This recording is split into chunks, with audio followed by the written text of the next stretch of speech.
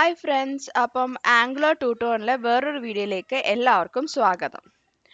ഇന്ന് നമ്മൾ പഠിക്കാൻ പോകുന്നത് ഒരു root level providers for dependency injection എന്ന് പറയുന്ന ഒരു ടോപ്പിക്കാണ്. റൂട്ട് കണ്ടന്റിന് ഡിപ്പെൻഡൻസി ഇഞ്ചക്ഷൻ വഴി നമ്മൾ പ്രൊവൈഡേഴ്സ് സെറ്റ് ചെയ്യുന്നതിനാണ് നമ്മൾ ഈ റൂട്ട് ലെവൽ പ്രൊവൈഡേഴ്സ് എന്ന് പറയുന്നത്. Common scenario this can be helpful include applications that have different services based on whether user is admin or not. അതായത് ചില ആപ്ലിക്കേഷൻസിന് ഇപ്പം അഡ്മിന് കുറേ സർവീസസ് അവൈലബിൾ ആയിരിക്കും, നോൺ അഡ്മിന് വേറെ കുറച്ച് സർവീസസ് അവൈലബിൾ ആയിരിക്കും. അങ്ങനെയൊക്കെ ഉള്ളിടത്തൊക്കെയാണ് ഈ റൂട്ട് ലെവൽ ഡിപ്പെൻഡൻസീസ് നമ്മൾ പ്രൊവൈഡ് ചെയ്യുന്നത്. അപ്പോൾ ഇവിടെ ഞാൻ ഇവിടുത്തെ ഒരു എക്സാമ്പിൾ നമുക്ക് കോപ്പി ചെയ്യാം. അപ്പോൾ ഞാനിവിടെ ഒരു സർവീസ് ക്രിയേറ്റ് ചെയ്തിട്ടുണ്ട്. അഡ്മിൻ സർവീസ് .ts എന്ന് പറഞ്ഞിട്ടൊരു സർവീസ് ക്രിയേറ്റ് ചെയ്തിട്ടുണ്ട്. സർവീസിനകത്ത് പ്രത്യേകിച്ച് അങ്ങനെ ഫങ്ഷൻസ് ഒന്നുമില്ല. വേണേൽ ഒരു കൺസ്ട്രക്ടർ ഇട്ടേക്കാം. കൺസ്ട്രക്ടറിനകത്ത് കൺസോൾ ലോഗ് ചെയ്തിട്ടുണ്ട്. അഡ്മിൻ ഇൻസ്റ്റൻസ് ക്രിയേറ്റഡ് എന്ന് പറഞ്ഞ് കൺസോൾ ലോഗ് ചെയ്തിട്ടുണ്ട്. Get admin data, return admin data from admin service. ഇത്ര ഞാൻ ആഡ് ചെയ്തിട്ടുണ്ട് ജസ്റ്റ് ഇതിന് വേണ്ടിയിട്ട്. ഇനി നമ്മൾ ചെയ്യാൻ പോകുന്നതെന്ന് app.route.ts പോയിട്ട് നമുക്കിവിടെ എന്ത് ചെയ്യണം, പ്രൊവൈഡേഴ്സിനകത്ത് അഡ്മിൻ സർവീസ് ആഡ് ചെയ്ത് കൊടുക്കണം. അതിൻ്റെ കൂടെ തന്നെ ഞാനൊരു ഇഞ്ചക്ഷൻ ടോക്കൺ കൂടെ ആഡ് ചെയ്ത് കൊടുക്കാൻ പോവാണ്. Constant API equal to new injection token of API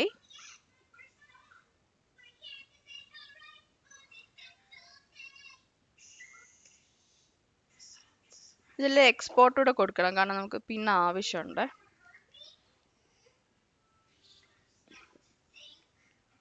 അതിനുശേഷം ഇവിടെ വന്നിട്ട് പ്രൊവൈഡേഴ്സിനകത്ത് വന്നിട്ട് provide API use value is equal to api.example.com ഒരു ഡമ്മി വാല്യൂ കൊടുത്തിട്ടുണ്ട്. ഇപ്പം ഇത്രയും നമ്മൾ കൊടുത്തു.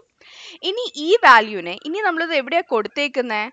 ഈ വാല്യൂവിന് നമ്മൾ കൊടുത്തേക്കുന്നത് യൂസർ ലെവലിലാണ് കൊടുത്തിരിക്കുന്നത്. ഇത് ഞാൻ കൊടുത്തിരിക്കുന്നത്. ഈ യൂസർ ലെവലിന് ഞാൻ user1 എന്ന് പറയുന്ന ഒരു ചിൽഡ്രനും കൊടുത്തു.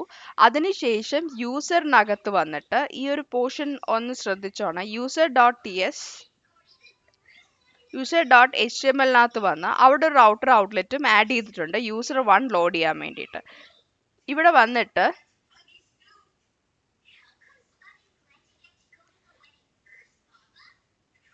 യൂസർ വർക്ക്സ് മാത്രമേ വരുന്നുള്ളൂ. അതിനുശേഷം ഇവിടെ user1 കൊടുത്തു കഴിഞ്ഞാൽ യൂസർ വർക്ക്സ് user1 വർക്ക്സും വരുന്നുണ്ട്. അതായത് യൂസറും user1ഉം ഇവിടെ ലോഡ് ആവുന്നുണ്ട്. അതിനുശേഷം user1 വന്നു. user1 വന്നിട്ട്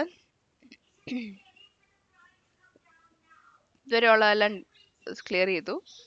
user1 വന്നിട്ട് ഇനി നമുക്ക് രണ്ട് കാര്യങ്ങളാണ് user1 വേണ്ടത്. ഈ പ്രൊവൈഡ് ചെയ്ത API ടോക്കൺ നമുക്കിവിടെ വേണം. അപ്പം അവിടെ നമുക്കത് ആക്സസ് ചെയ്യണമെന്നുണ്ടെങ്കിൽ API എന്ന് പറയുന്ന സംഭവം ആ ഒരു വാല്യൂ ആണ്. ആ ഇഞ്ചക്ഷൻ ടോക്കൺ അവിടെ ആക്സസ് ചെയ്യണമെന്നുണ്ടെങ്കിൽ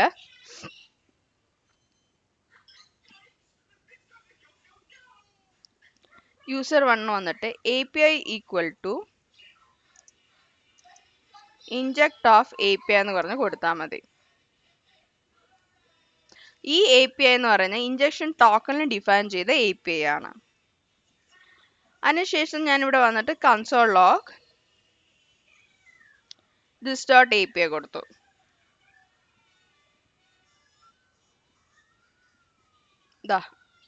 user1 കമ്പോണന്റ് ലോഡിന് ശേഷം API നമുക്ക് ആക്സസിബിൾ ആയിട്ടുണ്ട്. ഇഞ്ചക്ഷൻ ടോക്കണ്ടത് ഒന്നുകൂടെ പറയാം.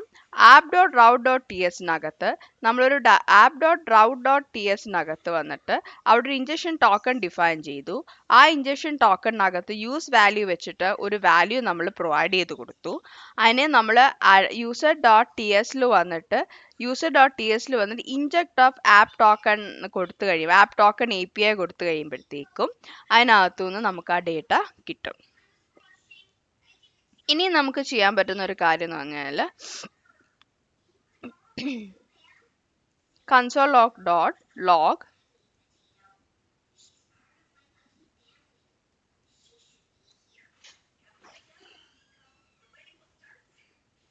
admin service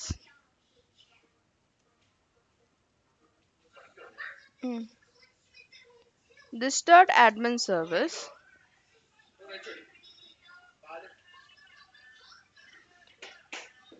നമുക്കിവിടെ ഇൻജക്ട് ചെയ്ത് കൊടുക്കണം. admin service is equal to inject of admin service. അതിനുശേഷം this dot admin service is equal to this dot admin dot get data. പക്ഷെ ഇപ്പൊ നിങ്ങൾ ആലോചിക്കുന്നുണ്ടാവും, ഞാൻ ഇവിടെ എടുക്കുന്നത്, ഇവിടെ ഞാൻ ഇത് അഡ്മിൻ സർവീസ് എടുത്തു, and if you come over here admin service data എടുത്തു. പക്ഷേ ഇവിടെ പ്രൊവൈഡേഴ്സിനകത്ത് ഞാൻ ഈ സർവീസ് ആഡ് ചെയ്തിട്ടില്ല. നമ്മൾ ഇവിടെ വന്നിട്ട് ഇനിയിപ്പോ യൂസറിനകത്ത് നോക്കിക്കോണം. യൂസർ അല്ല, യൂസറും പോട്ടെ, ആപ്പ് ഡോട്ട് റൗട്ടിൽ നിന്ന് ഞാൻ ഈ അഡ്മിൻ സർവീസ് ഡിലീറ്റ് ചെയ്ത് കളയാണ്. നമുക്ക് എന്താണ് ചേഞ്ച് വരുന്നത് നോക്കാം. ചേഞ്ച് ഒന്നുമില്ലേ?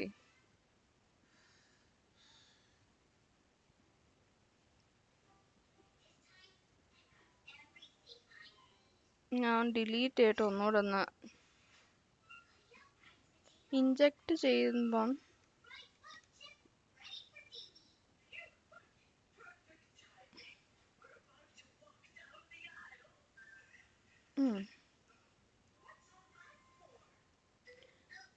ബേസിക്കലി ആ എക്സാമ്പിൾ എന്ന് പറയുന്നത്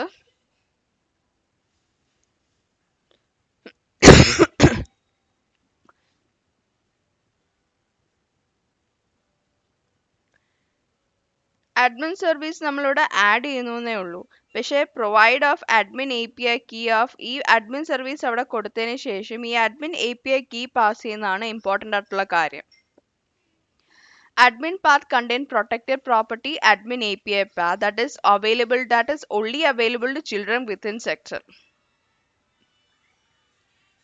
ഇതിനകത്ത് ഇത്രേ പറയുന്നുള്ളൂ. അതായത് ഈ അഡ്മിൻ കീ അവൈലബിൾ ആയിട്ടുള്ളിടത്ത് അഡ്മിൻ കീ ഈ ചിൽഡ്രന് മാത്രമേ അവൈലബിൾ ആയിട്ടുള്ളൂ.